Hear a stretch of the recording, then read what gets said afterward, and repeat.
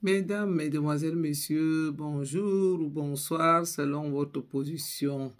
Avant de me suivre, je vous demande de me lancer les pouces bleus en l'air et vous recommande d'aller vous inscrire. Tous les Camerounais de tous les bords, allez vous inscrire massivement sur les listes électorales pour les élections de 2025. Abonnez-vous aussi massivement sur notre page YouTube parce que cette page va nous être absolument utile. Oui, il y a de bonnes nouvelles. Déjà, bravo pour le président du Sénégal, pour que je supportais plutôt Sonko. Oui, qui dit le président actuel veut dire Sonko, bravo, bravo les jeunes. Ça fait chaud au cœur. Quelques Africains ont compris. J'espère que nous aussi au Cameroun, on va y arriver.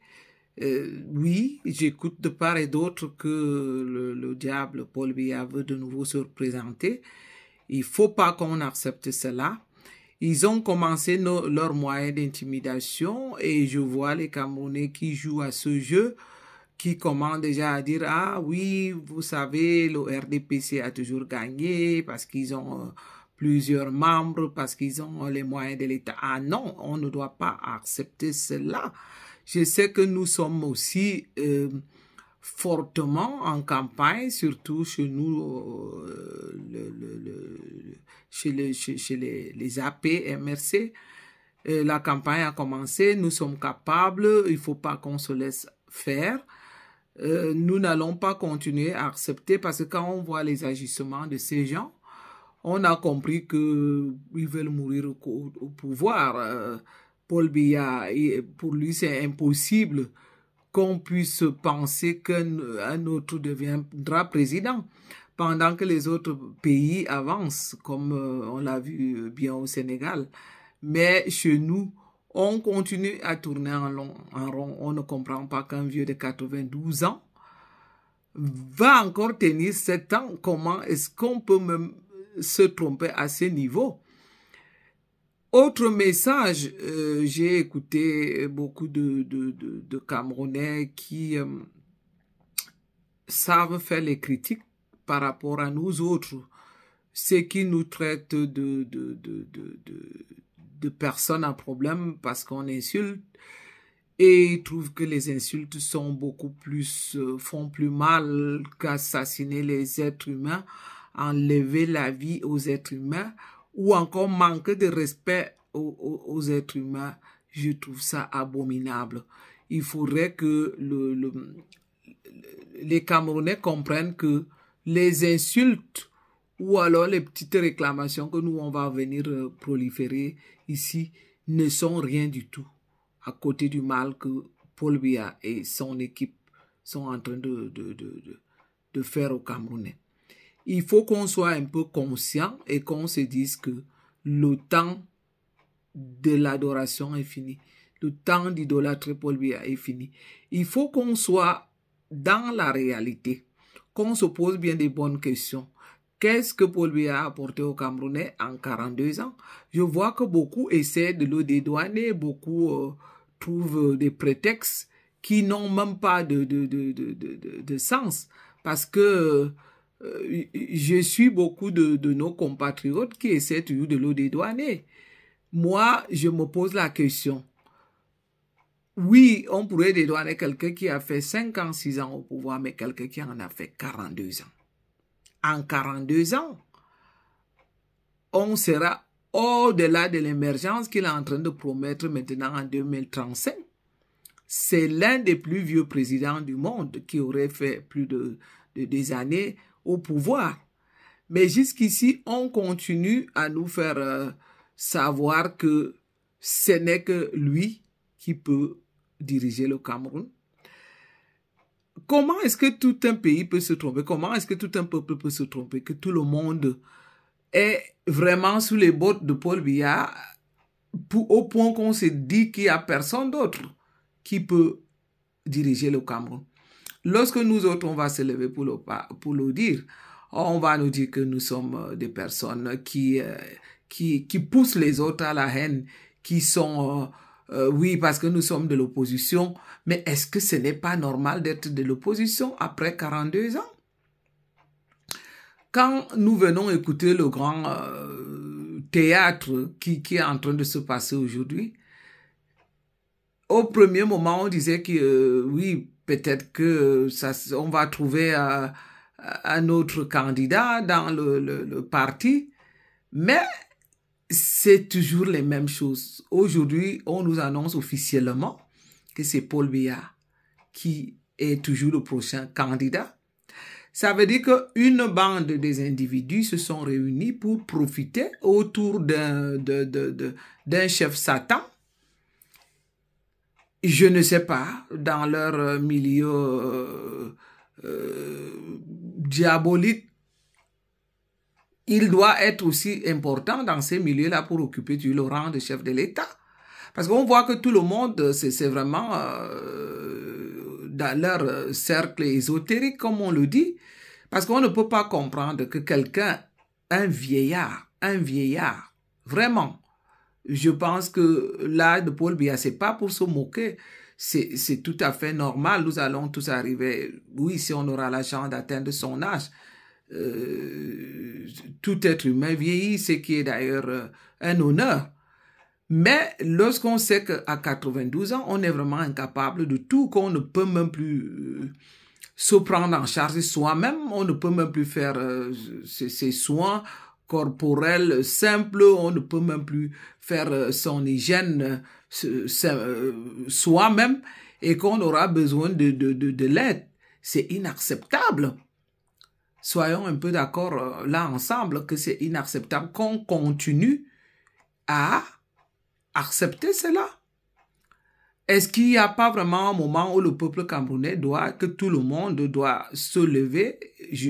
J'ai aimé l'autre fois, j'étais dans une émission de la chaîne que j'aime bien, d'Equinox, et que j'ai vu au cours de la chaîne que beaucoup de gens envoyaient des messages, et à un moment donné, parce qu'il y avait un représentant du RDPC, évidemment, qui manquait du respect aux gens qui étaient là. À un moment donné, je leur ai dit, puisque lui, il continuait à nous donner des arguments, soit disant que c'est le meilleur parti, continuer à vanter leur progrès, et pendant que nous, le peuple, on voit qu'il n'y a rien eu. Alors, une seule phrase, j'ai fait le hashtag qui veut dire « Nous ne voulons plus de Paul Biya ». Il faut vraiment que les Camerounais commencent à le faire, ceux qui participent dans des émissions, tout simplement faire le hashtag « Nous ne voulons plus de Paul Biya ». Nous ne voulons plus. C'est-à-dire, vous imaginez que sur une émission de 2 heures de temps, ou environ 1h40, comme Equinox sait bien le faire, si tout le monde se met seulement à écrire « Nous ne voulons plus de Paul Biya », ça va être vraiment quelque chose de très intéressant, d'assaillant. Il faut que nous passions par tous les moyens, que nous utilisions tous les moyens. Il faut qu'on procède même par des écrits simples où il suffit seulement que tout le monde derrière son portable ou bien derrière son écran écrive seulement « Nous ne voulons plus de Paul Biya en 2025 si on le veut bien ». C'est une des petites propositions qui ont l'air tout simples, mais qui peuvent vraiment aussi donner l'information plus loin. Parce que moi, toutes les propositions que j'avais faites avant, j'ai proposé que les gens... je voyais mal comment est-ce que nous allions nous en sortir. Là, j'avais pensé que la révolution pouvait donner quelque chose. Beaucoup d'autres m'ont convaincu pour dire « Ah, il faut que... si on passe par la révolution, il y aura des morts, ok. » Et alors là, j'ai laissé tomber. Maintenant, je continue à trouver d'autres solutions, telles que je le dis, tout simplement que chaque Camerounais qui participe dans une émission qui ne veut plus de Paul Biya, évidemment, mais je sais au moins que 90% ne veulent plus de Paul Biya. Les 10% qui veulent de lui, c'est ceux qui sont dans le système ou alors qui mangent derrière le système. Et on sait aujourd'hui qu'ils sont très peu ceux qui ont encore ces privilèges. Aujourd'hui, le peuple camerounais a compris que lorsque nous souffrons pareil. Lorsqu'on manque de l'eau, c'est tout le peuple qui a plus de... Vous avez constaté comme moi qu'il y a moins de tribalisme. Hein?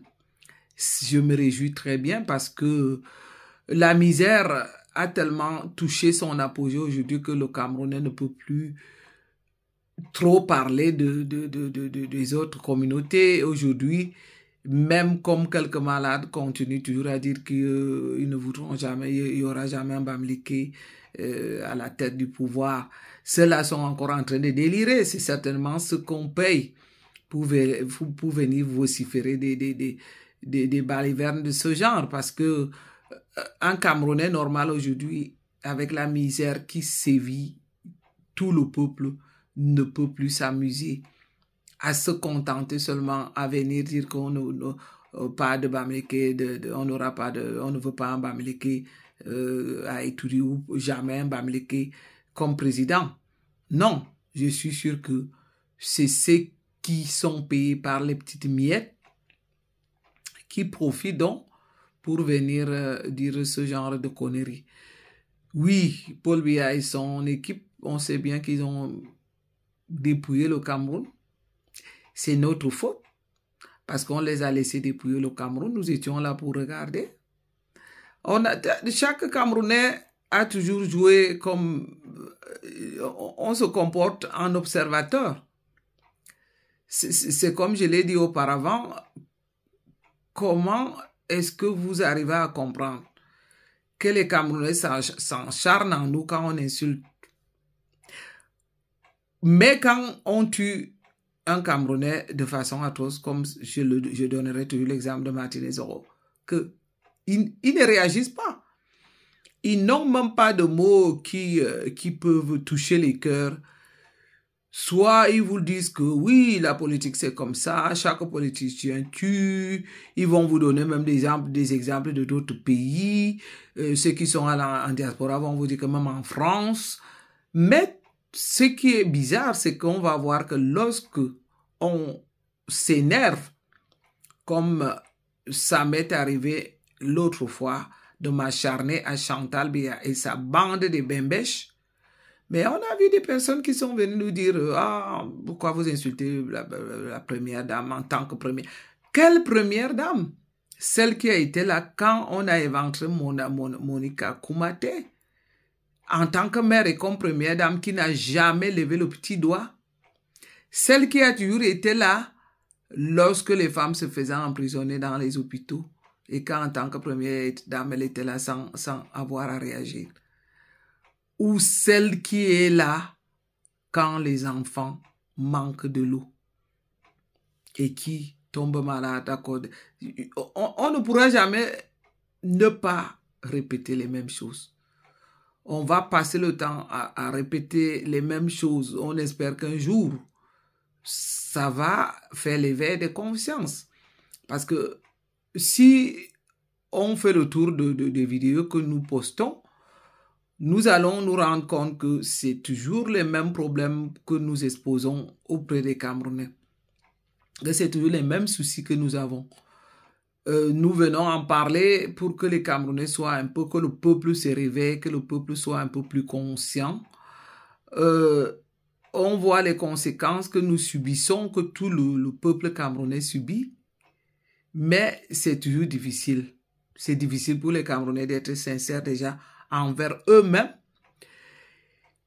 Quand certains vont faire des calculs, comme certains blogueurs dont je vais encore prendre en charge ici, ils vont se contenter des petites enveloppes qu'on leur distribue pour venir soutenir même les criminels comme qui sont, oui, parce que dès qu'ils sont, comme je vais dire les présumés, qui soient, disons, présumés innocents, moi je dirais présumés criminels comme à Moubeling, on va les voir.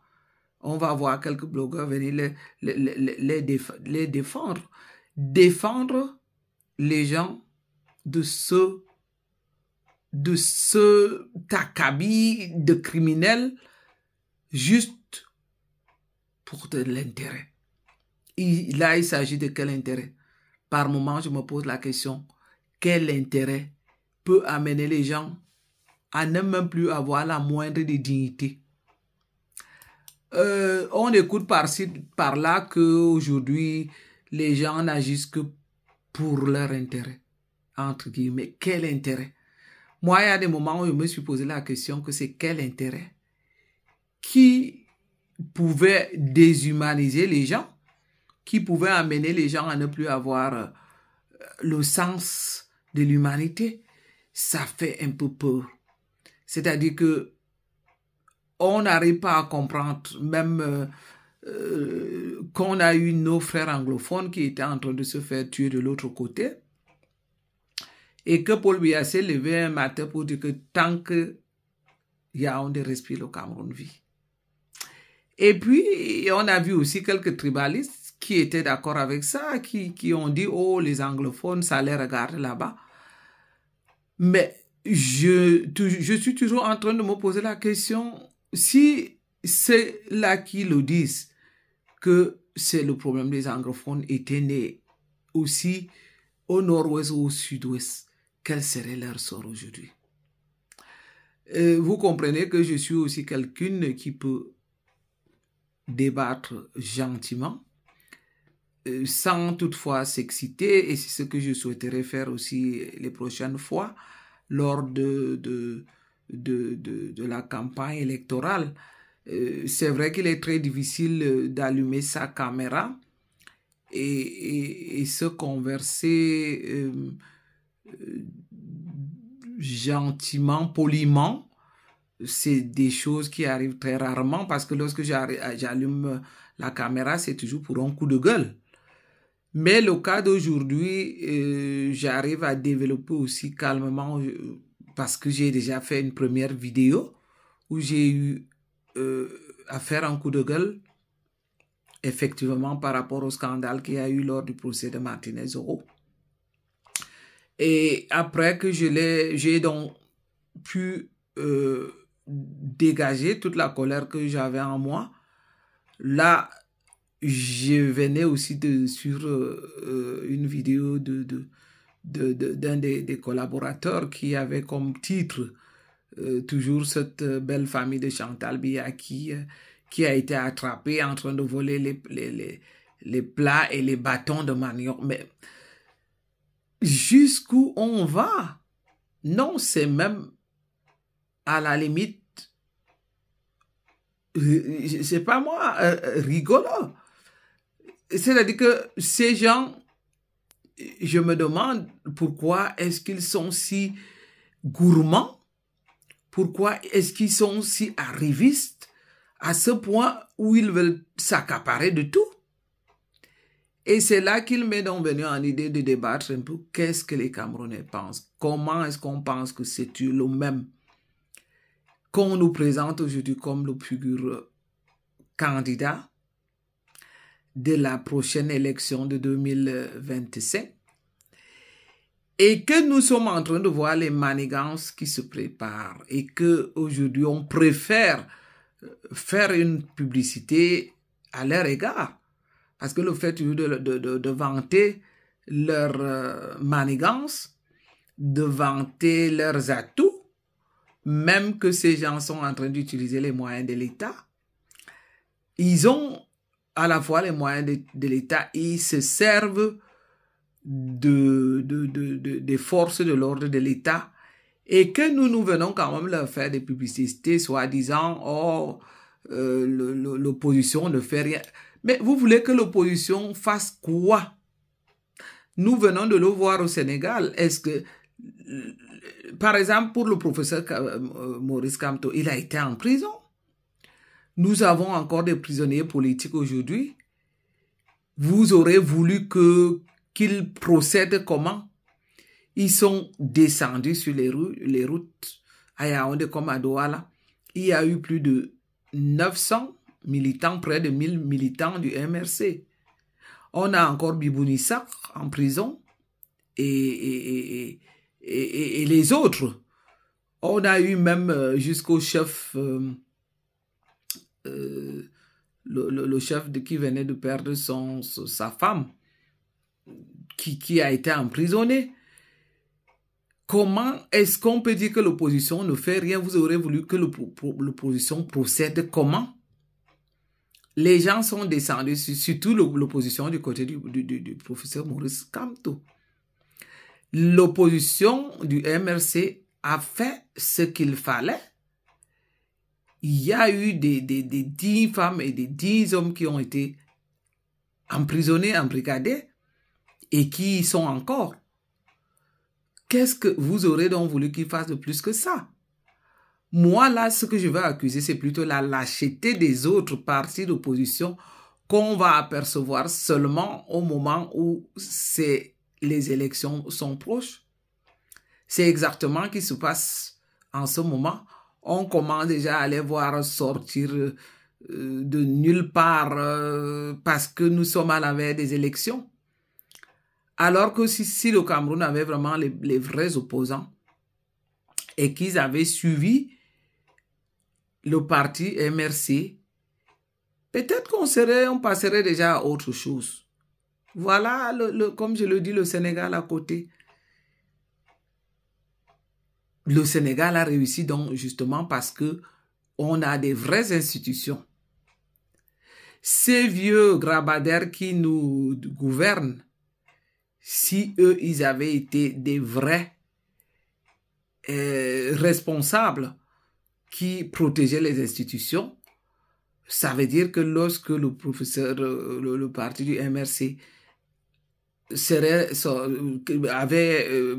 envahi les rues et que le procès a été fait, c'est plutôt l'Assemblée qui n'aurait jamais cédé.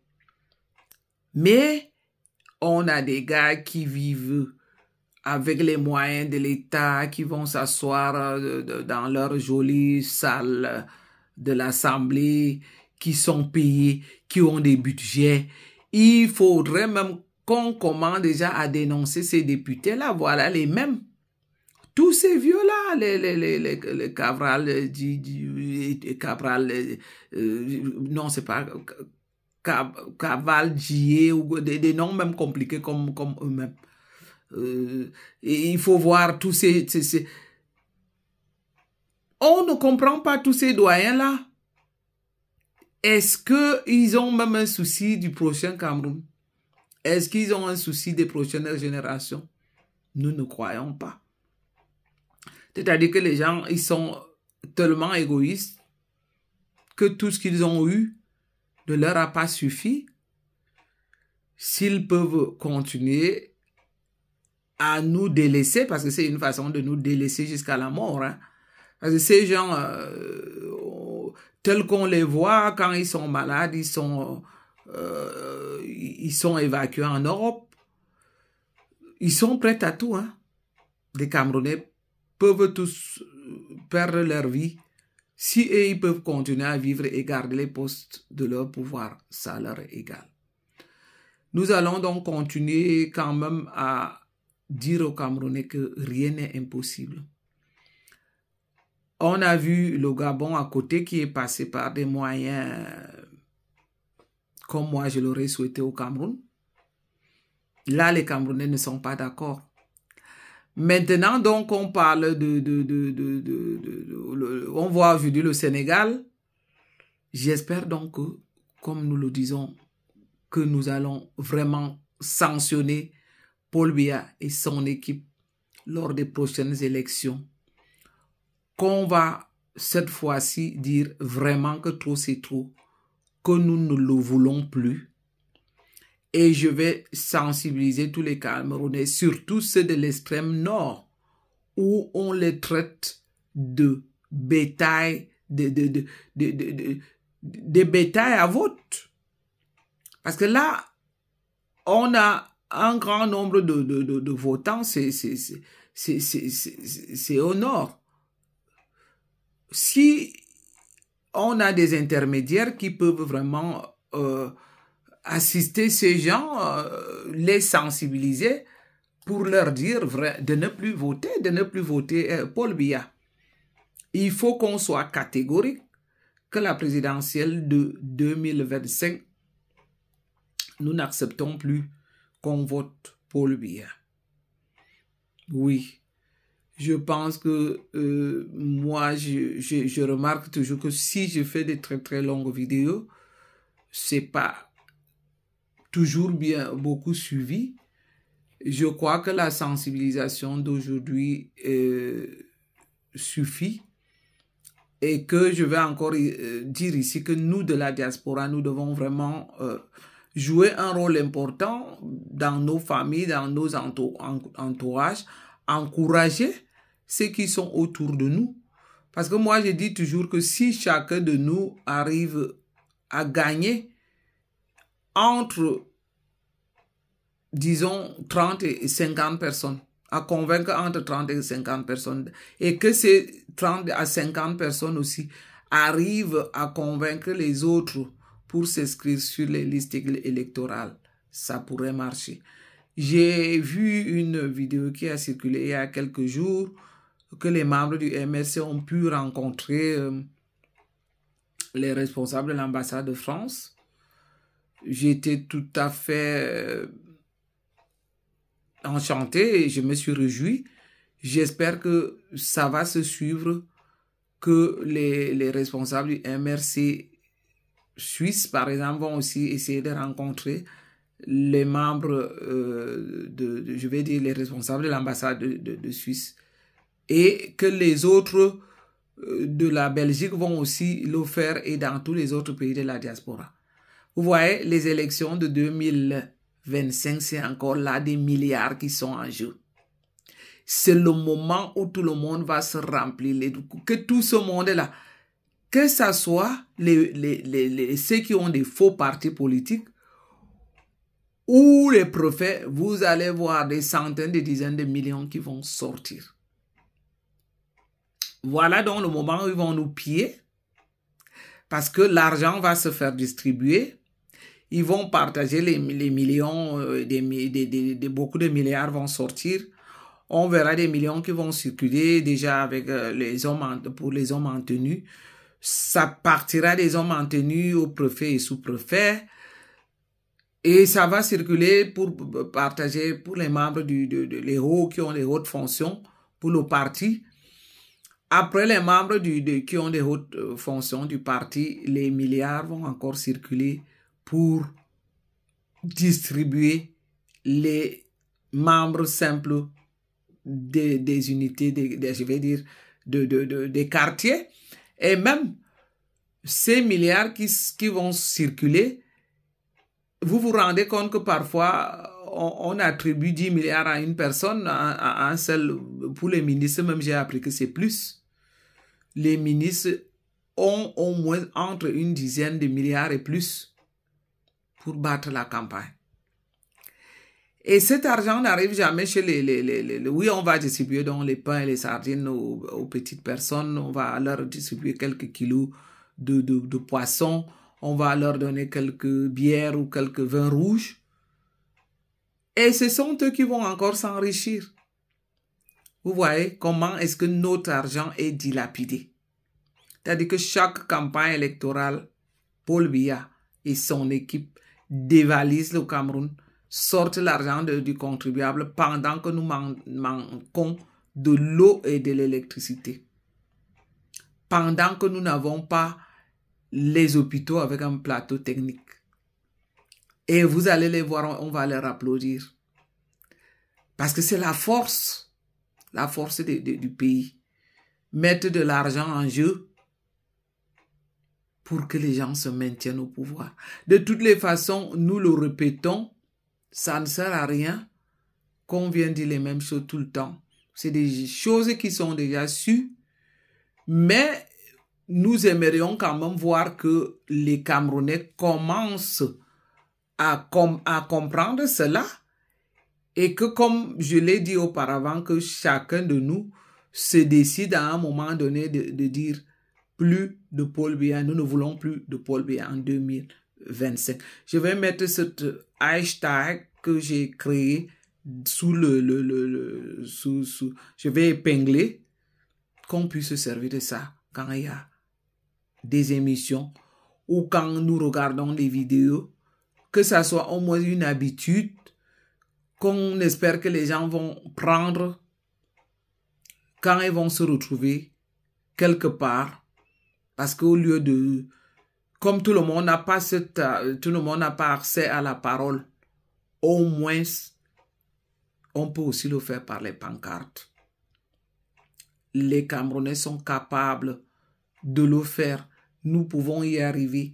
Je crois qu'on va arrêter de nous allons arrêter de nous sous-estimer. Nous sommes capables de le faire. C'est pour ça que je me suis décidé aussi de baisser le ton. De toutes les façons, je n'ai jamais parlé avec un ton dur. Le ton, j'ai souvent élevé le ton quand il s'agissait de Paul Biya, évidemment, du pillard, du diabolique, du satanique, qui nous a mis dans cet état. C'est en ce moment-là que j'ai souvent élevé le ton, lui et sa bande. Mais je n'ai jamais parlé mal aux Camerounais, je leur ai toujours parlé avec respect. Je suis donc heureuse d'avoir avec moi les Camerounais conscients qui vont se joindre à nous, qui vont se joindre à notre lutte, qui vont pour une fois décider que nous ne voulons plus de Paul Biya. Ça doit être ce mot et pas autre chose. Comme ça qu'on s'habitue, qu'on marche avec ça. Mais je suis gêné pour ceux qui sont dans les villages lointains. Comment est-ce qu'on arrive à leur faire passer ce message? C'est très difficile. Parce que si les gens font déjà une semaine sans électricité, si les gens font 2 semaines ou 3 semaines sans électricité, je pense que leur souci premier serait de profiter au maximum dès qu'ils auront un peu de courant, soit pour repasser ou pour allumer leur frigo. Est-ce qu'ils ont même le temps d'aller dans les réseaux sociaux? C'est pour ça que nous disons que c'est le travail de la diaspora. La diaspora doit vraiment... la diaspora positive hein, qui ne veut plus de Paul Biya, qui ne veut plus de ce pouvoir, qui est un scandale. Cette diaspora-là doit déjà commencer à éveiller les peuples, à éveiller, à faire je vais dire, le cri d'éveil pour ces populations, pour ces communautés, pour qu'on ne regrette plus en 2025 de toutes les façons. Parce que je vous ai dit, si on s'amuse et qu'on n'arrive pas à évincer ce pouvoir en 2025, alors là, soyez-en sûrs que c'est que nous avons signé notre arrêt de mort. Hein. Là, je vous assure qu'il n'y aura plus rien jusqu'à la fin des temps. Ça veut dire que le Cameroun sera toujours dirigé par ces malfaiteurs, par ces criminels, par ces gens qui manquent de... par ces incapables, en un mot, qu'est-ce qu'il faut dire, par ces idiots qui nous ont conduits justement à la dérive.